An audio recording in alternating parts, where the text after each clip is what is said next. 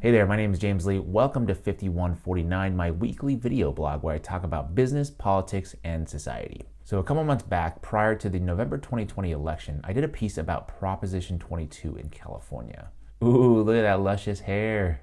I mean, believe it or not, that was actually one of my better hair days. Anyway, Prop 22 was the most expensive ballot measure in history, with over $200 million in campaign funding from companies like Uber, Doordash, Lyft, Instacart, and Postmates, which aimed to exempt app-based companies from California Assembly Bill 5, which created the assumption that a worker is an employee rather than an independent contractor, and consider app-based drivers to be independent contractors and not employees or agents. And unfortunately, it passed. So I wanted to revisit the topic, to see how things are shaking out, because apparently, according to Doordash co-founder and CEO Tony Xu, Prop 22 victory is a clear win for Dashers, merchants, and customers. That was the title of a blog post he wrote shortly after the ballot initiative passed in California. A little bit of a victory lap. So today, I want to dive into his post and see how things are actually turning out for everyone involved. I'm going to use Tony Hsi's Doordash blog post as a guide for our conversation, but more or less, everything I'm saying applies to all gig-based tech companies. Let's begin, shall we? Tony writes, "This victory belongs to tens of thousands of Dashers and small businesses who advocated so forcefully for this campaign, as well as the customers and communities we serve." Oh, was it the drivers, customers, and communities who advocated it, or was it you guys? Of the $204 million raised in support of Prop 22, all but $3,966 came from 5 companies who would stand to directly benefit from this legislation. Uber contributed over $59 million, Doordash $52 million, Lyft $48 million, Instacart $31 million, and Postmates $13 million.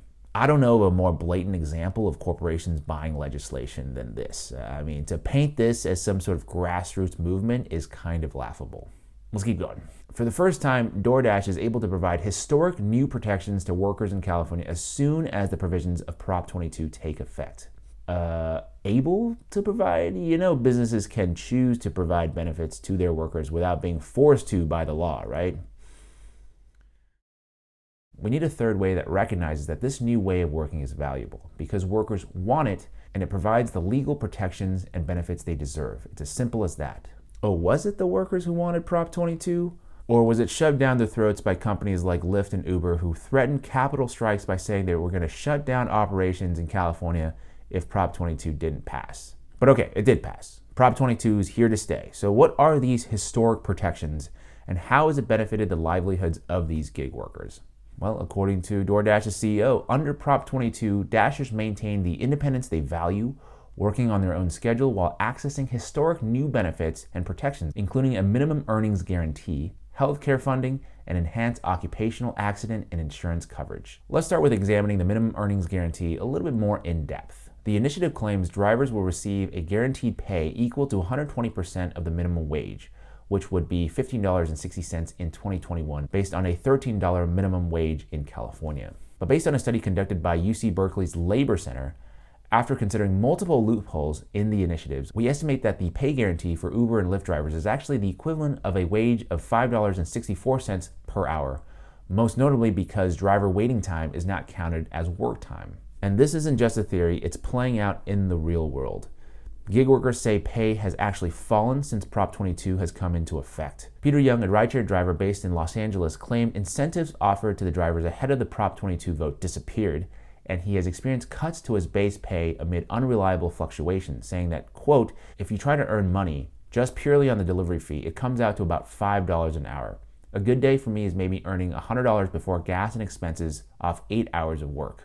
As for the healthcare stipend, drivers are supposed to receive a stipend to cover the cost of their healthcare plan if they average at least 15 active hours per week. But according to the rideshare guy, 15 hours of active time realistically means 20 to 30 hours of online time. Furthermore, Uber's own data shows 3/4 of its drivers wouldn't be eligible for its healthcare subsidies at all. And finally, let's examine the truth behind the so-called enhanced occupational accidental insurance coverage. According to Boxer and Gerson, a California-based law firm that specializes in workers' compensation cases, in multiple ways, Prop 22 does clearly fall short of the benefits provided under the California workers' comp law.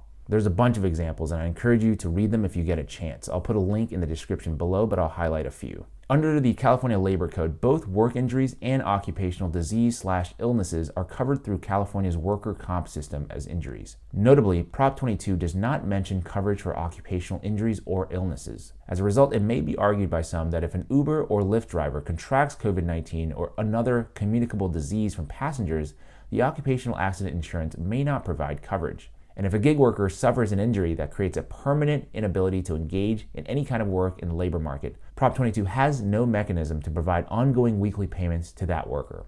That's very much different from the system available to employees covered under California's workers' comp. So a lot of bait and switch when it comes to these so-called historic benefits.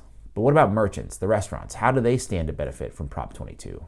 The blog post continues, DoorDash's partnerships with merchants will continue to flourish. With the measures in Prop 22 in place, we can continue to focus on what we've become known for, helping merchants of all sizes thrive, especially now during the COVID-19 pandemic.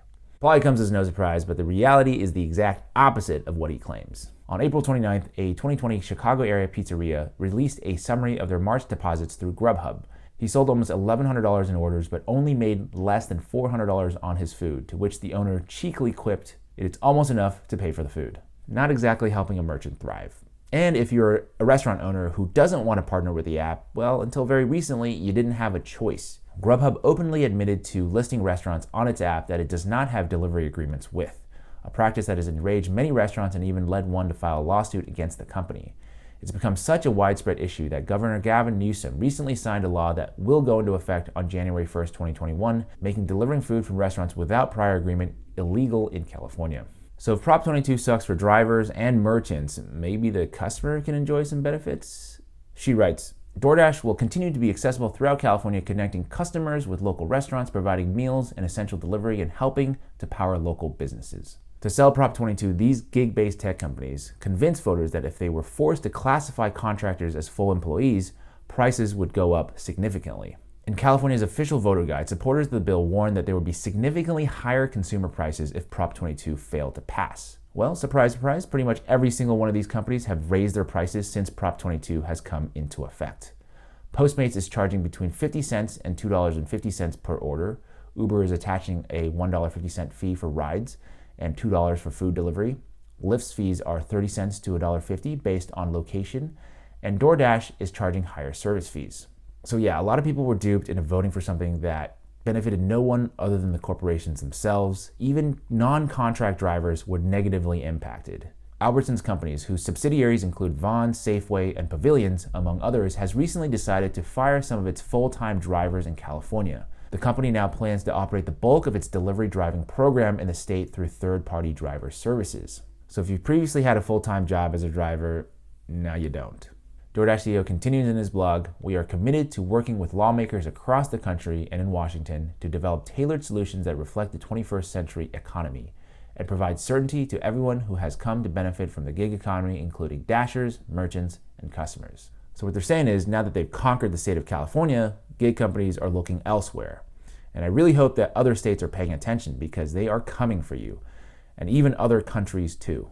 So there you have it, prime corporate gaslighting propaganda broken down in under 10 minutes. Essentially, these gig-based tech companies, to the tune of over $200 million so far, conned their workforce and consumers into passing an exploitative ballot initiative, but heralded it as some sort of 21st century economic marvel. That's it for this week. I appreciate you for listening. What are your thoughts? Let me know in the comments section below. If you, like me, think that the level of exploitation from these Silicon Valley tech companies is getting way too egregious, please take a second to like this video, but more importantly, share it with people. That would really help us spread this message. Lastly, don't forget to subscribe if you haven't already done so. My name is James Lee. Thank you for your time, and I will see you next week.